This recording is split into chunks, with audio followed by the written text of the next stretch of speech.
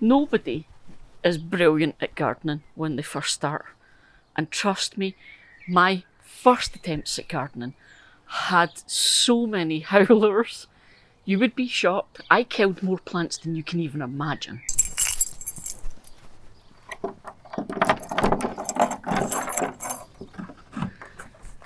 So what I want to do today is to give you the best, simplest piece of advice to make sure that your garden flourishes. Whether you want a beautiful aesthetic garden, a productive garden, or a mix of both.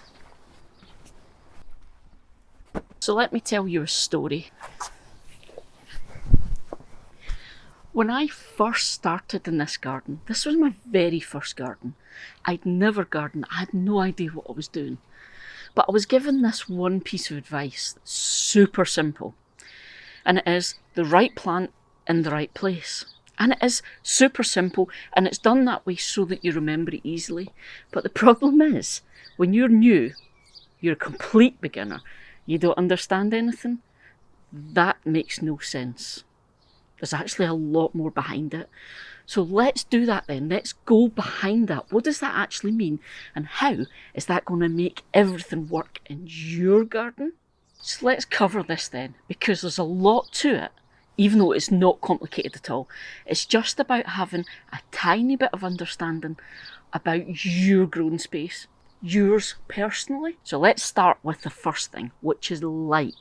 Light is super important, the whole sunshine thing, but it's actually not as complicated as I've seen it explained. And it's not a one size fits all. Your garden doesn't have one type of light, and that's the trick. My garden has lots of areas, and I've given them names. Like, this is the beer garden. We have the fence bed, or the walled garden I used to call it. There's a vegetable garden. And then there's all these other little bits in between, like that's the chaluterie, that's the green stock garden. The reason I've got all these little bits rather than one garden is because the sunlight affects them all differently. And in fact, I've got a full shade garden right here, which I know is hard to believe because we're standing here at like 9 in the morning and it's really bright over on this bit of the garden. But it's not over there, and that's the important thing. Your whole garden will have many different bits and they'll get different amounts of light. And it goes like this. Different plants will want different amounts of light. So you're going to hear something about full sun, partial sun, shade. You might even hear dappled shade. You need to understand what that means. And bonus tip, it's actually way simpler than you think. But once you understand what it means, you can start applying it to the parts of your garden, and even the parts of your garden at different points in the year, and that helps you choose the right plant for that space. But let's just look at my garden as an example then. So I'm going to talk about shade, partial sun, and full sun. Okay, they're your three main ones, and that is shade. If that spot in your garden gets less than 3 hours of sunlight directly on it every day, that's your shady garden right there. So that's where you start thinking about plants that like shade. So we've done shade, less than 3 hours of direct sunlight a day. The partial bit then, that's when you go between 3 hours and 6 hours. Okay, so the parts of your garden that might only get sunshine in the morning or the late evening, that kind of thing, they're probably your partial sun areas. And again, there are plants that like that. But then the big whopper that we all think we need, and if we don't have, we can't garden, which is a myth, and that is your full sun. An awful lot of plants do really, really well in full sun, which is 6 hours or more direct sunlight a day. So this gorgeous bit here, okay, this is the beer garden. It's chosen as a beer garden because it's a super sunny spot. It gets full sun. This bit right here gets more than 6 hours sun a day. Perfect. If you're growing lots of really sun-loving plants. But it also means it gets baked. So if you've got plants that need an awful lot of moisture, it's maybe not the best place to put them. If you've got plants that get burned by the sun, it's maybe not the best place to put them. See, do you see what I'm saying here about understanding the different bits of your garden and the light? The thing is, the light moves and changes. And I've got all this amazing drone footage that shows the light moving around in my garden. Because in my garden, the sun rises there, okay? And that means my entire fence bed area is in shade for pretty much most of the morning. But the sun moves. So as the day goes on, the sun is coming like that in an arc, okay? So kind of midday-ish is over there. That means now that bit of the bed, the greenhouse, all that area, is now in the sunshine. But the house is now shading out all this bit. So my whole patio, and still quite a chunk of that fence bed, is still in shade. Hence, Kate's Corner is our shade garden. It's full shade. But the sun keeps moving. So all of this stuff up here is getting the sun because the house isn't shading it. But as the sun moves, it goes that way. And that means I've got this gap between the houses. So the sun is still going this way. In the evening, it's still quite high early evening. So most of the garden at this point is getting sunshine. But as we get into the later part of the evening, the two buildings here are blocking the sun, so we get a lot of shade here. But it streams through these buildings for a good chunk. So in the very late evening, you get a corridor of light, and that moves that way as the sun sets. But you can see how it moves, and now I can work out, well, how long is that bit in full sun then? And that's how I work out my shady spots, my partially shady spots or partially sunny spots, and my full sunspots. That is sun. The trick is matching the plants to those light levels. But let's move on to the second one, because you have to match the light to the other two. And the next one is your soil. Now, this is something a lot of people misunderstand, or rather, it's something that sometimes when we're beginners, we get fixated on it and we think it's a way bigger deal than it actually is. So remember I told you I'm going to have bonuses for you. I'm going to explain the soil type, and then I'm going to show you the simplest test so you can tell what your soil's like. And you don't need chemicals in a lab and all that kind of stuff. It's simple. But soil then, okay. So basically you can see here I've got raised beds and planters and containers and pots. I've got a vertical garden, and I've got in-bed plants, like in-bed flower beds, all that kind of thing. The reason for that is because I've got different types of soil for different plants. And I've got soil in my garden that's notoriously difficult to work with. This bed here, the fence bed, is by far my favourite spot in the garden in terms of a flower bed. It goes with the seasons because not all of the plants that grow here are flowering all the time, but it means we just get variety. But the thing is, this bed is the most restrictive of all the places I grow because the soil here is clay. So here's the thing about that then. Clay soil is quite heavy, it's quite sticky. It holds that moisture, so it is fantastic for plants that like a lot of moisture. And not only does it hold the moisture, but it's incredibly nutritious because it holds all of that nutrition. It doesn't just drain through. So it's a fantastic thing to work with if you've got the right plants for it. If not, it's quite wet, so if you've not got the right plant, it can cause root rot and other problems. Okay, so again, we're talking about the right plant for the right place. Light and now soil. Now the opposite of clay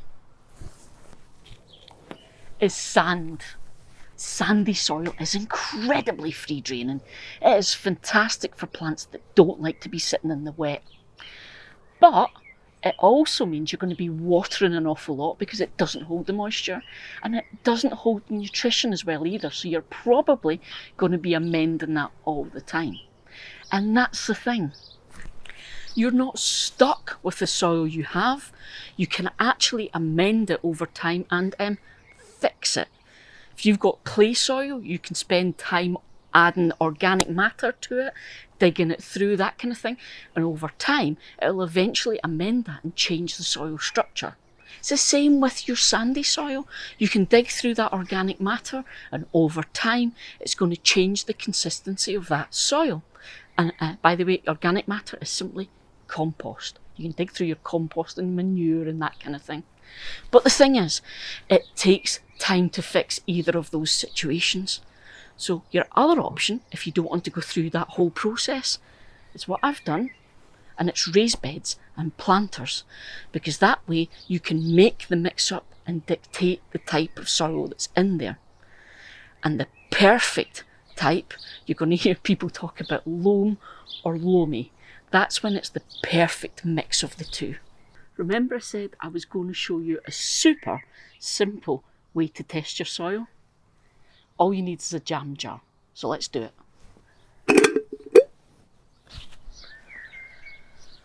All you need to do is clear a wee bit of space in whatever bed you want to test the soil of, okay? You want to clear away all the kind of organic matter that's kind of sitting on the top. And then I want you to dig down. Make a reasonably wide hole. Dig down about 10 centimetres. The reason for this is you're wanting to test the soil that's down underneath the surface, down below any mulch you might be putting on, down where the big plant's roots are going to go. And then I want you to dig that soil out and put it in the jam jar. You might get the odd bit of organic material, a bit of root or whatever in there. Do your best to take them out as best you can, but it's not urgent. Try and get your jar at least halfway full, 3/4 if you can. Remember and fill the hole back in. And then we're going to top it up with water.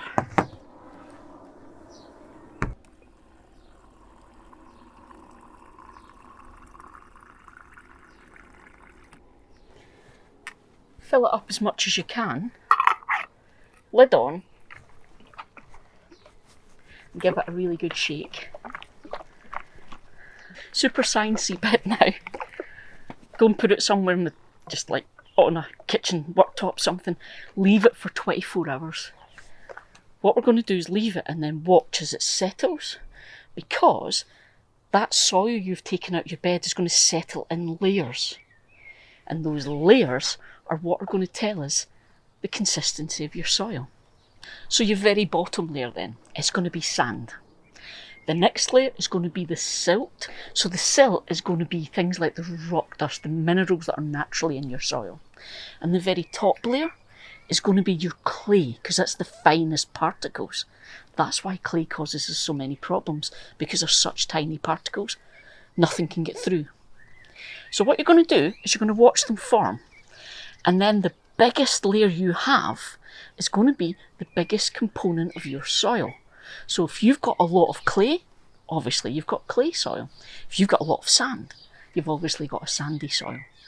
The absolute ideal perfect soil would be if you've got a nice even mix of them all. That's called loamy soil. So yeah, we just put this down and we wait on the forming. So my last tip for you is about how to get the info you need on plants so you know what to plant in the different parts of your garden. Whether it is you're making up a vegetable bed or you're making up borders and flower beds, and you need to know what you can plant there and where it should go. So let me show you how I go and find this info out. And I do it on the computer or my phone usually. So we're going to go indoors and get that bit done. Okay, so we're indoors now because I want to show you something very quickly on the computer that's going to help. I mentioned how if you know about the right plant in the right place, you can start to decide what plants you put where, and you know they're going to do really well.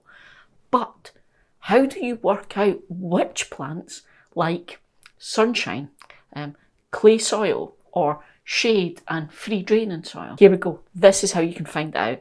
Firstly, obviously, if you're at your local garden centre and that's where you're buying your plants, pull out the wee labels that are in the plants or check labels that are stuck to the pots, because more than likely it's going to have all that info you need on those labels, and you'll be able to check there, and it will show you usually little icons like full sunshine or sun with a cloud to let you know the kind of environment, and usually it has some details about the soil as well.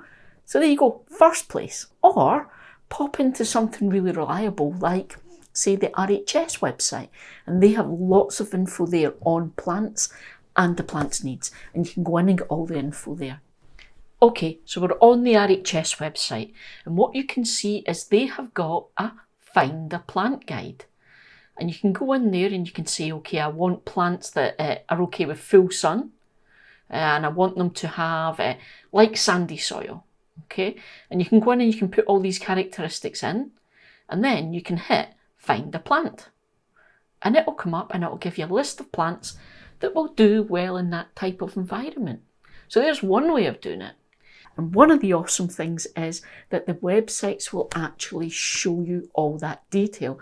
So Farmer Gracie is where I got a lot of the perennials that you're seeing in my garden just now. Let me show you how you can actually get what you need from their website. To the computer. So you'll see this feature at the top, Shop by Feature. And what you can do is you can go in there and choose different features. So things like thrives in full sun. But even though you've now got all those plants there, that's just a filter, and you can see that filter there. You can actually go to the side here and it'll give you lots more to choose from. So you can choose just particular varieties. You can choose roughly where they might work. So if it says border, that's kind of the look of the plant. It's telling you it'll look good in a border. Okay, but you can keep going down, and you can see what time you want it to flower. So this is fantastic if you're thinking of designing maybe a new herbaceous border, a new flower garden.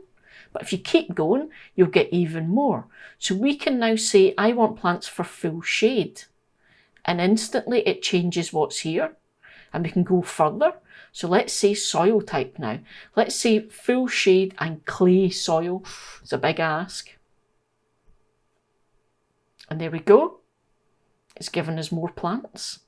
And if I go all the way to the top, you'll see here, there are the filters that are on. So how fab is that? And each time you want to start again, you can just clear and start again.